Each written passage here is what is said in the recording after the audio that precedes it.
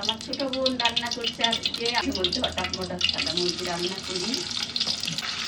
মাংস ছেড়ে দিল সাদা মুরগি। এটা আর ছাড়া খেয়ে মজা পাই না। এটাই আদা জিরা বাটা মশলা পেঁয়াজ রসুন সব দিয়ে দিল। হলুদ বলেন, এই মরিচ খুব বেশি আবার দেখুন তোরা তো ভালো পান। লবণ জিরা বাটা সব তো দিয়ে দিচ্ছি।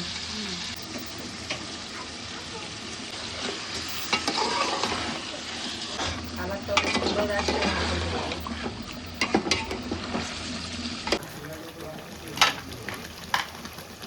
ঐতিহ্যবাহী আলু ভাজি। রত্না আসুন না, বেড়াবার আসবে জানে ওই মাছ তো আসা কথা। মাংসের কালারে